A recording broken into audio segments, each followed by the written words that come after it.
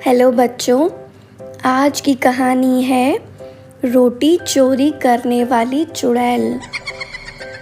श्यामपुर गांव में एक घर था जहां सालों से कोई नहीं रहता था, लेकिन उस घर के सामने गांव के सारे लोग अपने अपने घर से रोटियां लाकर रखते थे और थोड़ी ही देर में वो रोटियां गायब हो जाती थीं।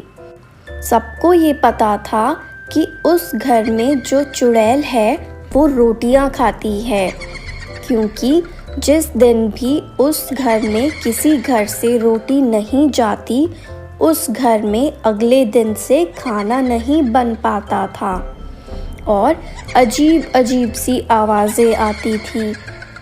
एक दिन एक परिवार गांव में नया आया। परिवार में एक अम्मा और उनका बेटा सोहन था।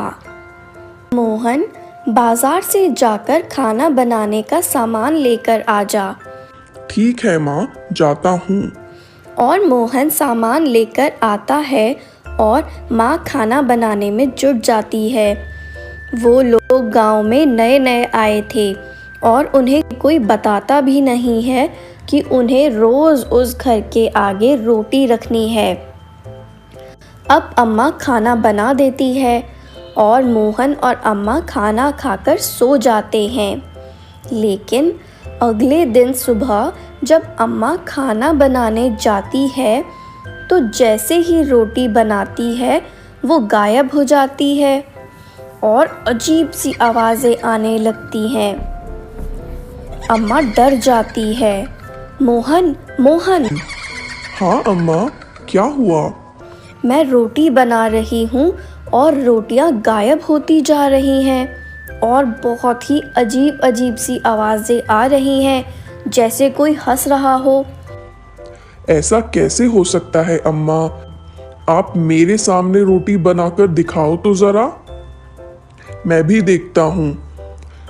जैसे ही अम्मा रोटी बनाती जाती, रोटी गायब होती जाती और हंसने की आवाज़ आती। मोहन भी चौंक गया। अरे अम्मा, ये कैसे हो रहा है? कहीं इस घर में कुछ है तो नहीं? दोनों घबरा जाते हैं और गांव के मंदिर में जाते हैं और पंडित जी से पूछते हैं कि उनके साथ ऐसा क्यों हो रहा है।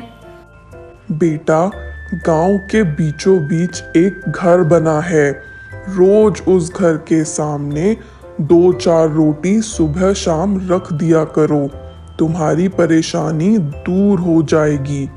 और उस घर के सामने जाकर कहना कि खाना बनते ही रोटी सबसे पहले इस घर के सामने रख कर जाएंगे।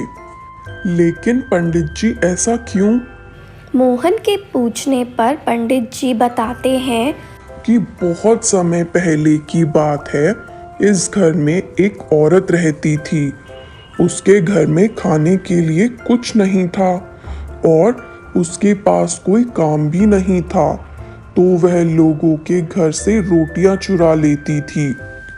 एक दिन उसने सरपंच के घर से रोटी चुराई और सरपंच ने उसे ऐसा करते पकड़ लिया। इसके बाद सरपंच ने उसको सजा दी कि उसे कोई खाना नहीं देगा और उस घर में उसे बंद करवा दिया। उसकी उसी घर में मौत हो गई और उसके बाद वो चुड़ैल बन गई और तब से ही उसके घर के सामने सबको रोटी रखनी पड़ती है। जो ऐसा नहीं करता उसको वह बहुत परेशान करती है। तो आप लोगों ने कुछ किया क्यों नहीं जिससे उसे मुक्ति मिल जाए? हमने बहुत कोशिश की, लेकिन वो इस गांव से जाने को तैयार ही नहीं होती। ठीक है पंडित जी। मोहन अम्मा को लेकर वहां से घर चला गया और पंडित जी ने जैसा कहा मोहन ने बिल्कुल वैसा ही किया। अम्मा, आज अच्छा खाना बनाओ, पूड़ी, हलवा, खीर और सब्जी। आज कुछ है क्या बेटा? नहीं अम्मा, बस अब आप रोज अच्छा अच्छा खाना बनाइए कुछ दिन और मुझे एक थाली परोस कर दे दीजिए। ठीक है बेटा। अम्मा को कुछ नहीं समझ आया कि मोहन क्या करने वाला है। आप परेशान मत हो अम्मा, सब ठीक है। मैं ये खाना इसीलिए बनवा रहा हूँ कि जब हम रोटी वाली चुड़ैल को ये खाना खिलाएंगे तो उसको कितनी खुशी होगी। हाँ बेटा। अब मोहन थाली लेकर जाता है और रोटी वाली चुड़ैल के घर के बाहर बैठ जाता है और कहता है कि चुड़ैल अम्मा, बाहर आओ, मैं तुम्हारे लिए पकवान लाया हूँ। मैं तुमको अपने हाथ से पकवान खिलाऊंगा अम्मा। इतने में चुड़ैल मोहन के सामने आती है और मोहन उसको खाना खिलाता है और सारा गांव उसको देखता है। और मोहन रोज चुड़ैल को पूछता है कि उसको खाने में क्या खाना है और रोज उसको अच्छे अच्छे पकवान खिलाता है। फिर एक दिन मोहन चुड़ैल से कहता है, चुड़ैल अम्मा, ये बताओ तुम यहाँ अकेली कैसे रह लेती हो? तुमको बुरा नहीं लगता? लगता तो है, लेकिन मेरे साथ कौन रहेगा बेटा? तो आप वहाँ क्यों नहीं चली जाती जहाँ आपके जैसे ही लोग हों? हाँ बेटा, बात तो सही कह रहे हो। अम्मा, वहाँ आपको बहुत अच्छा लगेगा। एक काम करो बेटा, वो लोटा है मेरे घर के अंदर, उसको जाकर नदी में बहा दो, मुझे मुक्ति मिल जाएगी। अब मुझे इस गांव से और गांव वालों से कोई परेशानी नहीं है। ठीक है अम्मा, जैसा तुम कहो। और मोहन ऐसा ही करता है और ऐसा करने से पूरे गांव को रोटी वाली चुड़ैल से मुक्ति मिल जाती है। आज मैं आप सबको एक चुड़ैल की कहानी सुनाऊंगी। किसी गांव में रामू नाम का एक हलवाई रहता था। वह बहुत ही मेहनती और ईमानदार व्यक्ति था। उसके हाथ से बनी मिठाई काफ़ी स्वादिष्ट होती थी, जिस कारण से दूर दूर से लोग उसे अपने यहाँ कोई आयोजन होने पर मिठाई बनाने के लिए बुलाते थे। एक बार की बात है, उसके पास के गांव के मुखिया के यहाँ शादी का आयोजन हुआ, जिसमें मिठाई बनाने के लिए रामू को बुलाया गया था। फिर रामू उस गांव में जाकर मुखिया के यहाँ मिठाई आदि सब अच्छे से बना देता है, जिसके बाद उस मुखिया ने उसके काम के बदले पैसे और ढेर सारी घर पे खाने के लिए मिठाई दी, जिसे रामू एक गठरी बनाकर अपने गांव को वापस ले जाने लगा। उसके गांव का रास्ता एक जंगल से होकर गुजरता था। जंगल काफ़ी घना था और शाम भी हो गई थी। फिर धीरे धीरे रामू उस जंगल के रास्ते से जा रहा था कि अचानक से उसके सामने एक चुड़ैल आ गई, जिसे देखकर रामू बहुत ही डर गया और फिर डर के मारे उस चुड़ैल के सामने रुक गया। फिर इतने में चुड़ैल खूब जोर से हंसते हुए बोली, अच्छा हुआ इंसान जो तू आ गया। मैं कितनी देर से भूखी थी, अब तू मेरा भोजन बनेगा। फिर डरते हुए रामू चुड़ैल से बोला, अगर आप मुझे खा लोगी तो फिर मैं कभी भी वापस अपने गांव नहीं जा सकूंगा, जिसके कारण लोग इस जंगल में आने से डरने लगेंगे। और अगर लोग नहीं आएंगे तो आपको हमेशा भूखा ही रहना पड़ेगा। इसके बदले अगर कुछ और भी खाने को दूं तो। रामू की यह बात सुनकर चुड़ैल बोली कि तुम मुझे क्या दे सकते हो खाने में, जिससे उसकी भूख मिट जाए। तो रामू ने कहा, उसकी गठरी में ढेर सारी स्वादिष्ट मिठाई है, अगर उसे खाएंगी तो निश्चित ही उसकी भूख मिट जाएगी। तो रामू की यह बात सुनकर चुड़ैल बोली, ठीक है, जल्दी से वह मिठाई उसे दे दे। इसके बाद रामू ने अपनी गठरी खोलकर वह सारी मिठाई उस भूखी चुड़ैल को दे दी। फिर उन स्वादिष्ट मिठाई को खाकर चुड़ैल बोली, तुम्हारी मिठाई तो बहुत ही स्वादिष्ट है, मुझे बहुत ही अच्छी लगी, इसीलिए तुम्हारी जान मैं बख्श देती हूँ। लेकिन एक शर्त है, मुझे फिर से ये मिठाई खानी है। तो रामू बोला, वह बहुत ही गरीब है, इसको बनाने के लिए ढेर सारे पैसे चाहिए। फिर वह इतने सारे पैसे कहाँ से लेकर आएगा जिससे वह मिठाई बना सके। रामू की यह बात सुनकर चुड़ैल बोली, रुको, मैं तुम्हें सोने के सिक्के देती हूँ, तुम इन्हें बेचकर इन पैसों से मिठाई का सामान खरीदकर मिठाई बना लेना। इसके बाद चुड़ैल अपने पेड़ की गुफा में गई और ढेर सारे सोने के सिक्के लेकर आई, जिसे देखकर रामू दंग रह गया और फिर उस चुड़ैल से मिठाई लाने का वादा करके वापस अपने घर चला गया। इस तरह रामू अपने दिमाग से अपनी जान बचा पाया और यह सारी बातें अपनी पत्नी को बता दी, जिसके बाद उसकी समझदार पत्नी ने उसे जंगल में दोबारा जाने के लिए मना कर दिया। इस तरह उन मिले सोने के सिक्कों को बेचकर दोनों अपना खुशहाल जीवन जीने लगे। लेकिन रामू और उसकी पत्नी की ये सारी बातें उनके घर पर दूध देने वाले ने सुन ली और फिर उस ग्वाले ने सोने के सिक्के और चुड़ैल वाली बात अपनी पत्नी को जाकर बताई। उस ग्वाले की पत्नी बहुत ही लालची स्वभाव की थी और बोली, ठीक है, आप भी उस जंगल में मिठाई लेकर जाना और उस चुड़ैल से उसके बदले सोना लेकर आना। फिर डरते डरते वह ग्वाला उस जंगल में जाने को तैयार हो गया। फिर अगले दिन वह ग्वाला ढेर सारी मिठाई लेकर उस जंगल में पहुंच गया, जहां उसकी मुलाकात उस चुड़ैल से हो गई। तो अपनी जान के बदले में उसने मिठाई को दे दिया।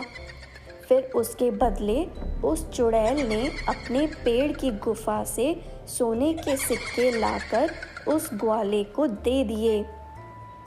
फिर सोने के सिक्कों को पाकर ग्वाला काफ़ी खुश हुआ, जिसे देखकर ग्वाले की लालची पत्नी बोली, फिर से आप वहाँ जंगल में जाना और चुड़ैल जिस पेड़ की गुफा से सोने के सिक्के लाती है, उस पेड़ को ही काटकर सारे सोने के सिक्के एक ही बार में ले आना।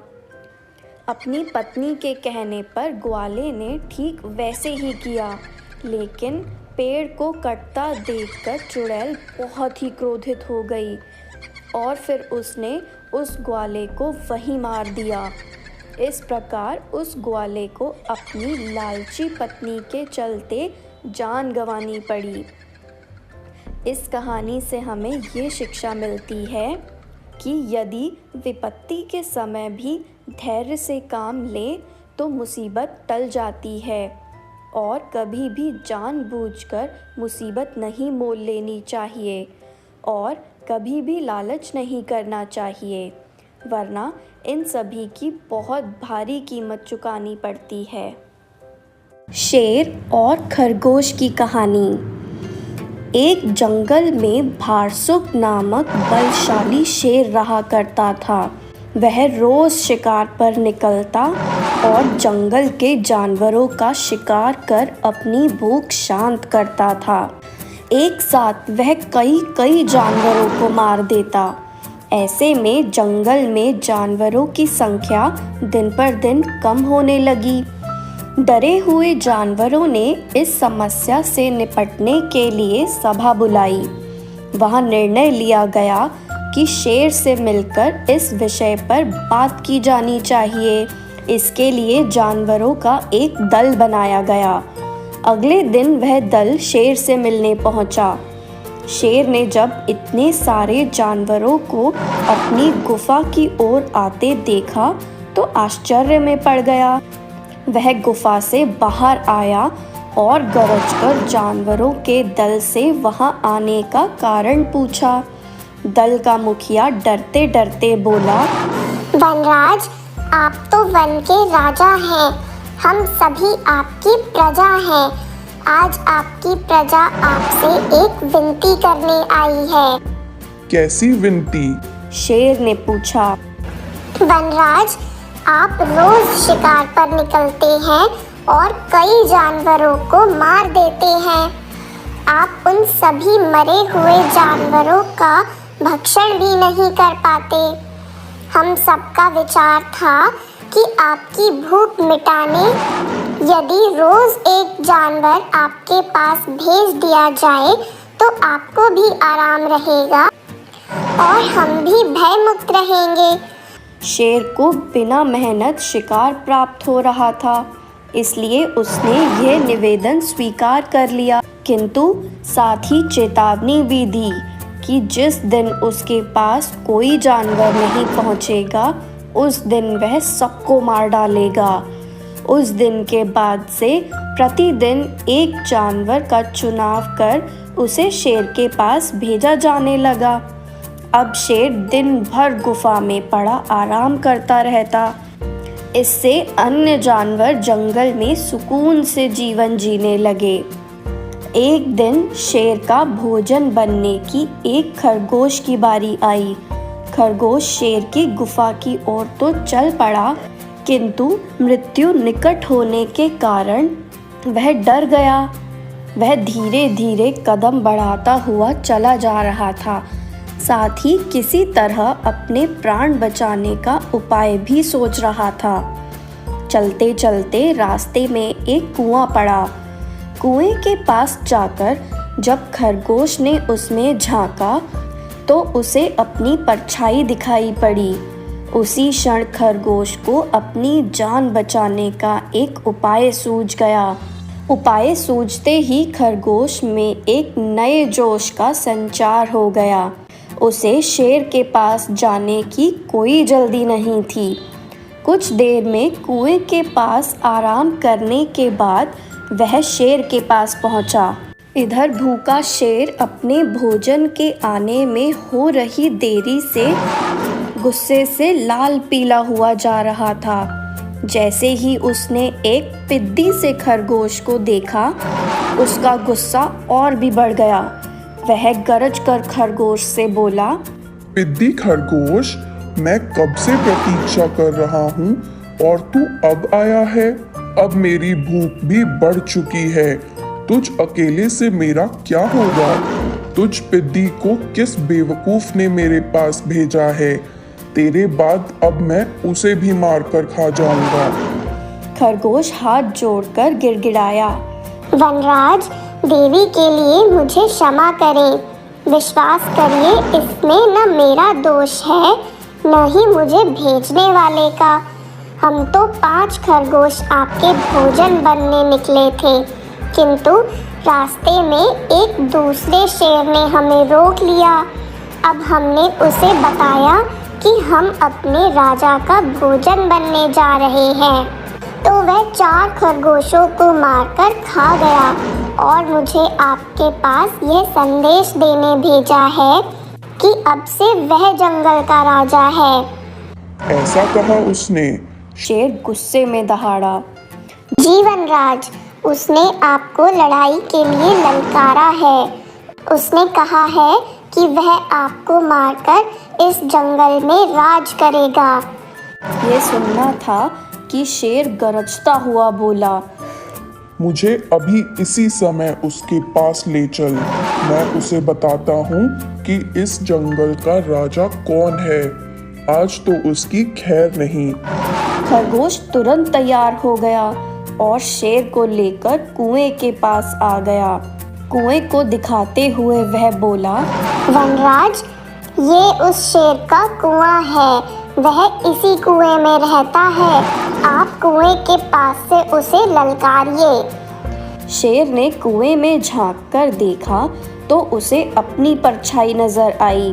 परछाई देखकर उसने सोचा कि अवश्य ही वह कोई दूसरा शेर है और जोर से दहाड़ते हुए उसे ललकारने लगा। कुएं की दीवारों से टकराकर आती हुई अपनी ही दहाड़ की प्रतिध्वनि सुनकर और अपनी परछाई देखकर उसे लगा कि दूसरा शेर भी दहाड़ते हुए उसे ललकार रहा है। उस ललकार का उत्तर देते हुए उसने कुएं में छलांग लगा दी। कुएं की दीवारों से टकराता हुआ वह पानी में गिरा और डूबकर मर गया। शेर के मरने के बाद खरगोश खुशी खुशी वापस लौटा और जंगल के अन्य जानवरों को खुशखबरी सुनाई। सुनकर सभी बहुत खुश हुए और सबने खरगोश की खूब प्रशंसा की। इस कहानी से हमें यह सीख मिलती है कि बुद्धि बल सबसे बड़ा होता है, इसीलिए मुश्किल घड़ी में सदा बुद्धिमानी से काम लेना चाहिए। बुद्धि का इस्तेमाल कर हर समस्या का समाधान किया जा सकता है।